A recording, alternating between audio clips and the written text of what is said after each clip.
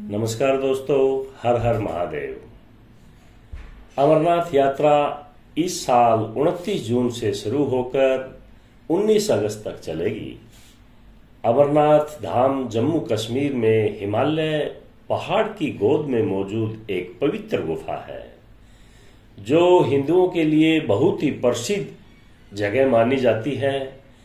लोगों का ऐसा मानना है कि अमरनाथ में स्थित पवित्र गुफा में भगवान भोलेनाथ एक शिवलिंग के रूप में विराजमान हैं। बर्फ से शिवलिंग बनने के कारण ही इन्हें बाबा बर्फानी के नाम से जाना जाता है। इसी शिवलिंग के दर्शन के लिए हर साल यहाँ अमरनाथ यात्रा में हजारों लाखों की संख्या में बाबा के दर्शन करने के लिए पहुंचते हैं। अमरनाथ में स्थित पवित्र गुफा हिमालय की गोद में स्थित है। ये गुफा ग्लेशियरों और बर्फीले पहाड़ों से घिरी हुई है। गर्मी के मौसम में कुछ दिनों को छोड़कर ये पवित्र गुफा पूरे साल बर्फ से ढकी रहती है। सबसे महत्वपूर्ण बात यह है कि इस पवित्र गुफा में हर साल शिवलिंग अपने आप प्राकृतिक रूप से बनता है। वैज्ञानिकों के हिसाब से गुफा के ऊपर से एक दरार से पानी की कुछ बूंदें टपकती हैं और फिर शिवलिंग का निर्माण होता है। काफी ठंड की वजह से ये पानी की बूंदें जम जाती हैं और शिवलिंग के आकार में ढलती है। ऐसा माना जाता है कि ये शिवलिंग चांद की रोशनी के आधार पर घटता और बढ़ता है। गुफा की परिधि लगभग 150 फुट है और इसमें ऊपर से बेहद ही ठंडी पानी की बूंदें जगह जगह पर टपकती है। यहीं पर सेंटर में एक ऐसी जगह है जिसमें पानी की बूंदें टपकने से 10 फुट लंबे शिवलिंग का निर्माण हो जाता है। बड़े आश्चर्य की बात है यहाँ कि यह शिवलिंग ठोस बर्फ से बनता है, जबकि दूसरी जगह पर भी पानी की बूंदें टपकती हैं, वहां पर कच्ची बर्फ से कुछ बूंदें अलग से होती हैं। दोस्तों, गुफा के बीचों बीच में पहले बर्फ का एक बुलबुला बनता है, जो थोड़ा थोड़ा करके 15 दिन तक रोजाना बढ़ता रहता है और ये 2 गज से भी ज्यादा की आकृति ले लेता है। चंद्रमा के घटने के साथ साथ यह भी घटता है और बढ़ता है, और जब चांद लुप्त हो जाता है तो शिवलिंग भी लुप्त हो जाता है। चंद्र की कलाओं के साथ हिमलिंग बढ़ता है और उसी के साथ घटकर समाप्त हो जाता है। चंद्र का संबंध शिव से माना जाता है। ऐसा कहा जाता है कि चंद्रमा का यह असर इस शिवलिंग पर ही गिरता है।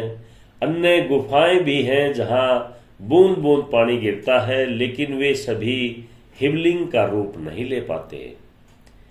अमरनाथ गुफा के क्षेत्र में और भी कई इस तरह की गुफाएं हैं जहां पर भी सेंटर में बूंद का पानी टपकता है, लेकिन वहां शिवलिंग का निर्माण नहीं हो पाता। अमरावती नदी के पथ पर आगे बढ़ते समय और भी कई छोटी और बड़ी गुफाएं दिखाई देती हैं। वे सभी बर्फ से ढकी हैं और यहाँ पर छत से बूंद बूंद करके पानी टपकता है, लेकिन वहाँ कोई शिवलिंग का निर्माण नहीं होता। अमरनाथ के मूल शिवलिंग से कई फुट दूर गणेश, भैरव और पार्वती के वैसे ही अलग अलग हिमखंड भी बन जाते हैं। दोस्तों, कई हिंदू मंदिरों में स्वयंभू शिवलिंग होने का दावा किया जाता है। स्वयंभू लिंग मानव द्वारा निर्मित नहीं किए जाते, ये बिना किसी मनुष्य के बनाए हुए अपने आप कुदरती और रहस्यमयी तरीके से बन जाते हैं। मदुरई मीनाक्षी मंदिर में भी स्वयंभू लिंग स्थापित है, जो कुदरती रूप से बना है। गुफा के ऊपर से बर्फ के पानी की बूंदें टपकती रहती है। यहीं पर ऐसी एक जगह है जहां टपकने वाली हिम बूंदों से करीब 10 फीट ऊंचा बाबा अमरनाथ की पवित्र गुफा में शिवलिंग बनता है। खुद से बनने वाले इन शिवलिंग के पीछे क्या कोई वैज्ञानिक कारण भी है? क्या ये पृथ्वी पर मौजूद किसी खास शक्ति से बनते हैं? वैज्ञानिकों का कहना है कि हाँ, संभव है कि किसी विशेष शक्ति के कारण ही ये कुदरती शिवलिंग बनते हैं।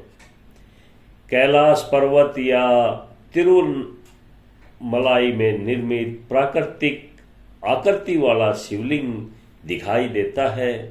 ये प्रकृति की ही कला है। कुछ घटनाओं की वैज्ञानिक कुछ हद तक व्याख्या भी कर देते हैं, लेकिन अमरनाथ के शिवलिंग के रहस्य को आज तक पूरी तरह कोई वैज्ञानिक सुलझा नहीं सका। अमरनाथ की बर्फ से बनी शिवलिंग पहाड़ के छिद्रों से गुफा में गिरती बर्फ की पानी की बूंदों से बनता है, लेकिन यह अब भी एक हैरान की बात है कि यह शिवलिंग एक नियमित मौसम के अनुसार बनता है। दोस्तों, आप लोगों को ये इन्फॉर्मेशन अच्छा लगे तो शेयर और लाइक जरूर करें। आगे भी आप लोगों को ऐसी जानकारी देते रहेंगे। नमस्कार।